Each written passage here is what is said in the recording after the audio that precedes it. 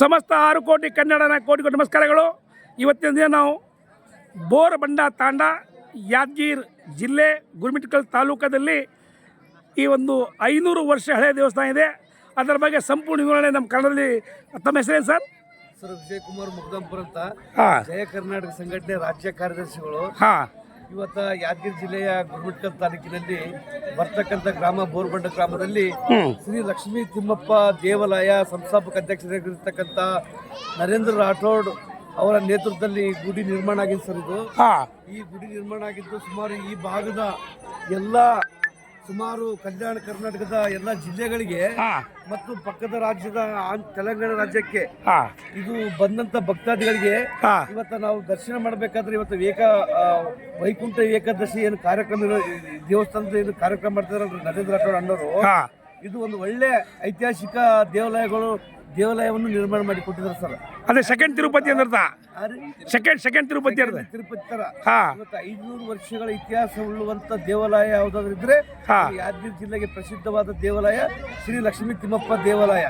ಇಂಥ ದೇವಾಲಯವನ್ನು ನಿರ್ಮಾಣ ಮಾಡಿರ್ತಕ್ಕಂಥ ನರೇಂದ್ರ ರಾಠೋಡ್ ಅವರಿಗೆ ಆಯುಷ್ ಆರೋಗ್ಯ ಅಂತಸ್ತು ಸಕಲ ಕಾಲ ಭಗವಂತ ಚಿರಕಾಲ ಅವರಿಗೆ ಇನ್ನೂ ಹೆಚ್ಚು ಶಕ್ತಿ ಕೊಡ್ಲಕ್ಕ ಭಗವಂತ ಸದಾಕಾಲ ಅವರಿಂದ ಐಶ್ವರ್ಯ ಇರಬೇಕು ಅಂತ ಮಾನವ ವ್ಯಕ್ತಿಗಳು ನಮ್ಮ ಭಾಗದಾಗ ಇರೋದ್ರಿಂದ ಇಂಥ ದೇವಾಲಯಗಳು ನಿರ್ಮಾಣ ಸಾಧ್ಯವಾಗ್ತದ. ನೋಡ್ರಿ ಸರ್, 500 ವರ್ಷಗಳಿಂದ ಈ ದೇವಾಲಯ ಏನಿದ್ದಿಲ್ಲ ಸರ್, ಏನು ಇದ್ದಿಲ್ಲ ಸರ್. ಒಂದು ಬೆಟ್ಟ ಗುಡ್ಡದಲ್ಲಿ ಇರ್ತಕ್ಕಂಥ ಸಣ್ಣ ಒಂದು ಗುಡಿ ಇತ್ತು ಸರ್. ಇಂಥ ಗುಡಿಯನ್ನು ಸಾವಿರಾರು ಒಂದು 20, 30, 40, 50 ಕೋಟಿದಲ್ಲಿ ತಮ್ಮ ಸ್ವಂತ ದುಡ್ಡಿನಲ್ಲಿ ಖರ್ಚು ಮಾಡಿರ್ತಕ್ಕಂಥ ಈ ಒಂದು ಶಕ್ತಿ ಕಾಣ್ತದೆ ಸರ್ ಮೇಲ್ನೋಟಕ್ಕೆ. ಇದು ಇವತ್ತು ದರ್ಶನ ಮಾಡಬೇಕಾದ್ರೆ ಇವತ್ತು ತಿರುಪತಿದಾಗ ಬರೀ ಓನ್ಲಿ ವೆಂಕಟರಾಮನ ದರ್ಶನ ಸರ್. ಇಲ್ಲಿ ಮತ್ತು ಲಕ್ಷ್ಮಿ ಮತ್ತು ತಿಮ್ಮಪ್ಪ ಗಂಡ ಹೆಂಡತಿ ಇಬ್ಬರದು ದರ್ಶನ ಆಗ್ಲಿಕ್ಕೆ ಸಾಧ್ಯ ಆಗ್ತದೆ ಸರ್. ಇಂಥ ದೇವಾಲಯ ಇದು. ತಿರುಪತಿಯಲ್ಲಿ ಓನ್ಲಿ ತಿರುಪತಿ ತಿಮ್ಮಪ್ಪನ ದರ್ಶನ ಆಗ್ತದೆ ಸರ್. ಇಲ್ಲಿ ಲಕ್ಷ್ಮಿ ಮತ್ತು ತಿಮ್ಮಪ್ಪ ಇಬ್ಬರು ಗಂಡ ಹೆಂಡತಿ ಇಬ್ಬರದು ಒಂದು ಪದ್ಮಾವತಿ ಅವ್ರದ್ದು ಐಶ್ವರ್ಯ ಆಗ್ತದೆ ಸರ್.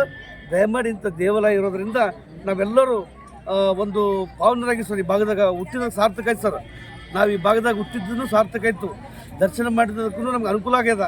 ಅದಕ್ಕೆ ಇಲ್ಲಿ ಇನ್ನು ಸರ್ಕಾರಗಳು ಪ್ರವಾಸೋದ್ಯಮ ಇಲಾಖೆದವರು ಹೆಚ್ಚು ಅನುದಾನ ಕೊಟ್ರೆ ಈ ಭಾಗದಲ್ಲಿ ಬರ್ತಕ್ಕಂಥ ಪಕ್ಕದ ರಾಜ್ಯದವರಿಗೆ ಮತ್ತು ಕುಡಿಯುವ ನೀರಿನ ಸೌಕರ್ಯ ಒಂದು ನೀರಿನ ಟ್ಯಾಂಕ್ ಕಟ್ಟಿಕೊಡ್ಬೇಕು ಸರ್. ಇಲ್ಲಿ ನೀರಿನ ಟ್ಯಾಂಕ್ ಕಟ್ಟಿಕೊಟ್ರೆ ಇಲ್ಲಿ ಬಂದಂತ ಭಕ್ತರಿಗೆ ಕುಡಿಯುವ ನೀರಿನ ಅನುಕೂಲ ಆಗ್ತದೆ ಸರ್. ಯಾಕಂದ್ರೆ ಸುಮಾರು 5 ಕಿಲೋಮೀಟರ್ ನೀರು ತರ್ತಾ ಇದ್ದಾರೆ ಸರ್. 5 ಕಿಲೋಮೀಟರ್ ಪೈಪ್ ಲೈನ್ ಮುಖಾಂತರ ತರ್ತಾ ಇದ್ದಾರೆ. ಮತ್ತು ಅನೇಕ ಇನ್ನ ಕಟ್ಟಡಗಳ ಸಂಖ್ಯೆ ಕೊರತೆ ಇದೆ ಸರ್. ಮತ್ತೆ ಇಲ್ಲಿ ಗೋಶಾಲೆ ಮಾಡ್ತಿದ್ದಾರೆ ಸರ್ ಅನ್ನೋದು. ಆ ಗೋಶಾಲೆಗೆ ಸಹ ಸರ್ಕಾರದವರು ಹೆಚ್ಚಿನ ಆದ್ಯತೆ ಕೊಡಬೇಕು. ಮತ್ತು ಇಲ್ಲಿ ಬಹಳ ದೊಡ್ಡ ಪ್ರಮಾಣ ಆಗ್ಬೇಕಾದ್ರೆ ಸರ್ಕಾರದ ಸಪೋರ್ಟ್ ಬಹಳ ಇಂಪಾರ್ಟೆಂಟ್ ಇದೆ ಸರ್.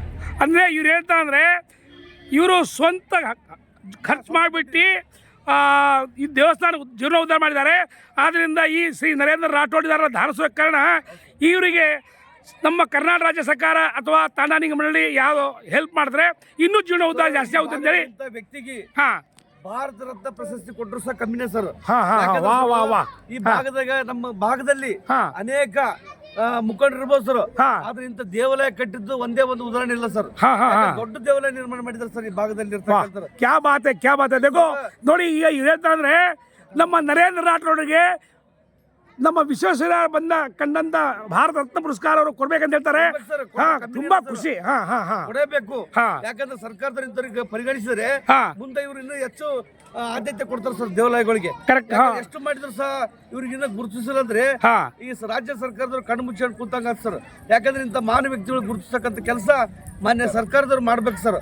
ಇಂಥವ್ರಿಗೆ ಗುರುತಿಸಿದ್ರೆ ಮಾತ್ರ ಈ ಭಾಗದ ಜನರಿಗೆ ಒಂದು ತಮ್ಮ ಜಿಲ್ಲೆದವರೆಲ್ಲ ಸೇರಿಸಿ ಒಂದು ಅಟ್ಲೀಸ್ಟ್ ಕರ್ನಾಟಕ ರಾಜ್ಯೋತ್ಸವ ಪುರಸ್ಕಾರ ಕೊಡಿಸ್ಬೋದಲ್ವಾ?